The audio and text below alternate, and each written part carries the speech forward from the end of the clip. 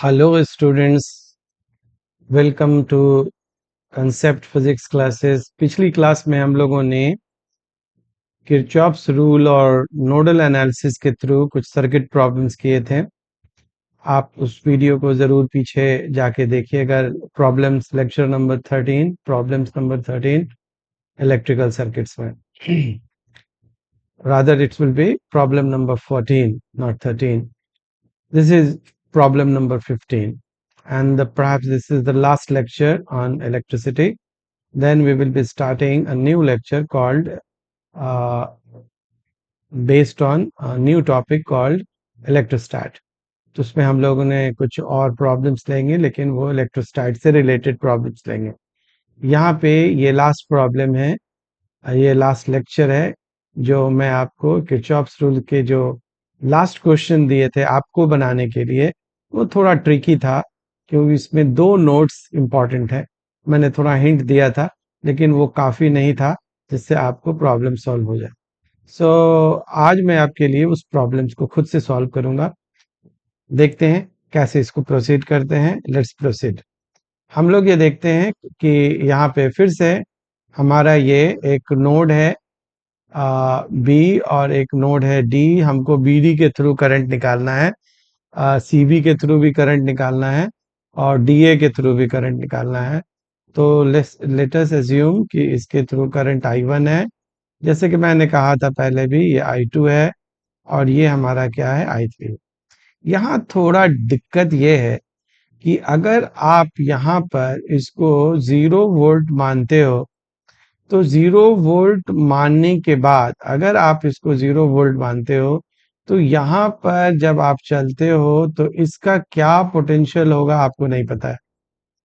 तो आपको यहाँ पर इसको एक एक्स वोल्ट, दो नोड्स को आप 0 वोल्ट नहीं मान सकते, किसी एक को ही मान सकते हो। लेकिन ये भी अननोन है, डी जो नोड है ये भी अननोन है, इसलिए यहाँ पर आपको एक्स वोल्ट मानना पड़ेगा।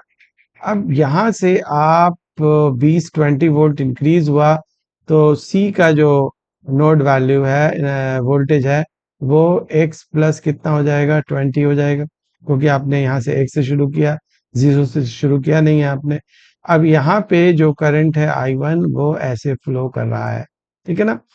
अब आप देखिए यहाँ से 0 से स्टार्ट किया तो पहले की तरह ही देख सकते हैं, +10 हुआ तो यहाँ पर आपका 10 वोल्ट हो गया विद प्लस साइन, ठीक है ना। तो अब हम लोगों का ये नोट्स पूरा हो गया। हाँ, यहाँ से x वोल्ट से गए तो यहाँ पर जाने पर आपका डिक्रीज हुआ 10 वोल्ट से, तो यहाँ से x माइनस 10 हो गया। किसका, इसका ना कोई नाम दे दीजिए, ई का जो है, जो नोडल वोल्टेज है, इसका जो वोल्टेज है वो x माइनस 10 हो गया, ठीक है ना।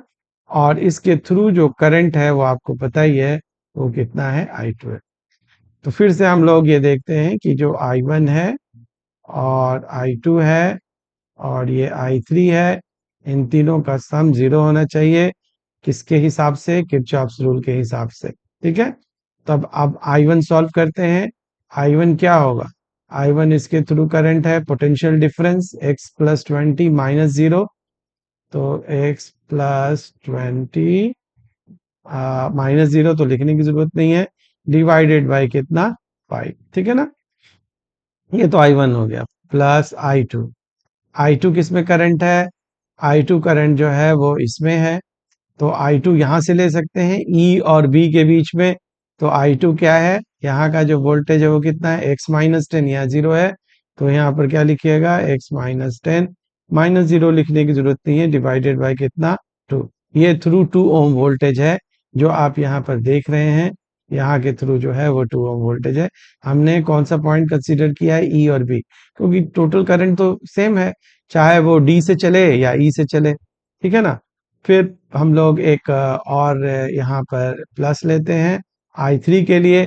अब I3 हमारा क्या है, I3 जो है ये आपका x वोल्ट है और ये 10 वोल्ट है, तो I3 कितना हुआ, x माइनस 10 डिवाइडेड बाय कितना, 2, और ये सब किसके इक्वल हो गया, 0 के इक्वल है। तो इसको आप सॉल्व कीजिएगा। सॉल्व करने के बाद जो है वो x जो है आपका 5 वोल्ट आएगा, ठीक है ना।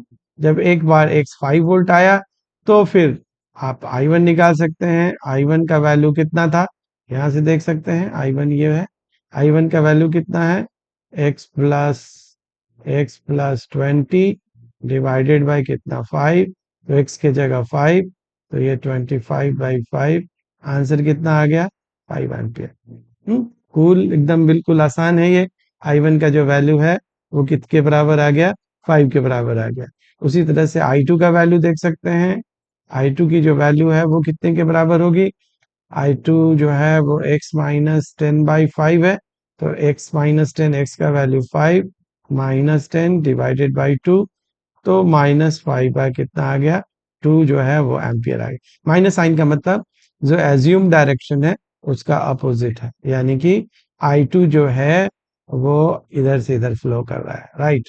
अब इसी तरह से I3 कितना है, x-10 यानी कि 5 -10/2, यानी कि अगेन इसका भी आंसर वही होगा, कितना -5/2, यानी कि ये भी उल्टा चल रहा है।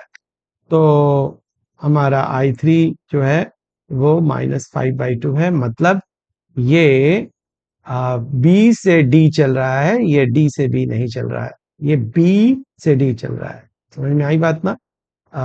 रादर I3 जो है वो ए से डी चल रहा है और I2 बी से डी चल रहा है।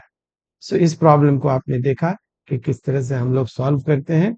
तो इस तरह से हम लोग सारी इस तरह के क्वेश्चंस को सॉल्व कर सकते हैं। तो हम लोग इसी इसमें नेक्स्ट क्वेश्चन देखते हैं। ये आपके लिए जो है क्वेश्चन है, इसको आपको मैं हिंट दूंगा और इसको आपको सॉल्व करके दिखाना है, ठीक है। आप मुझे कमेंट बॉक्स में जरूर बताइएगा कि what is your answer, right. तो इसको हमने आपके इस पर पेज पे दिया। This is the question. इसको थोड़ा हम छोटा करते हैं।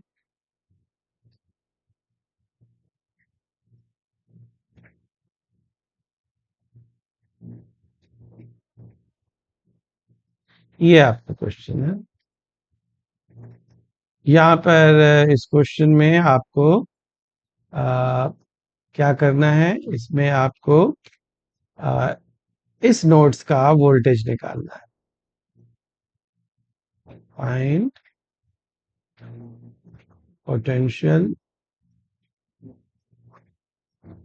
एट ए। तो आप क्या करेंगे, हिंट जैसे मैं देता हूं, इसको x मान लेंगे।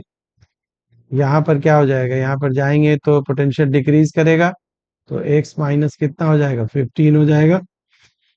और यहाँ पर फिर से डिक्रीज करेगा तो x-20 हो जाएगा।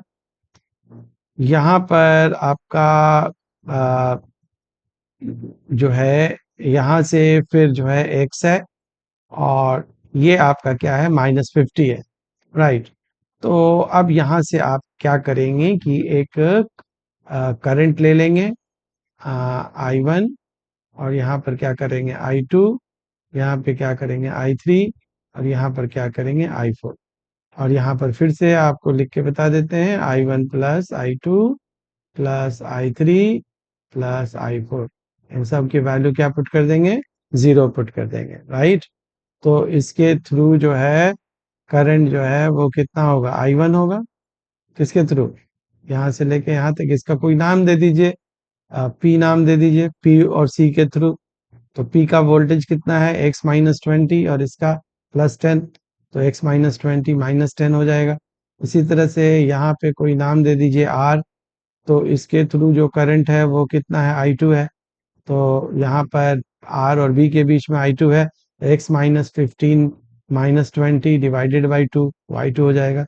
तो सिमिलरली इसको आप सॉल्व करके मुझे बताइएगा कि आपका कितना आया। ये -50 है, -50 से यहाँ चलेंगे तो और गेन होगा +5 होगा, तो यहाँ पर क्या हो जाएगा -45 वोल्ट हो जाएगा।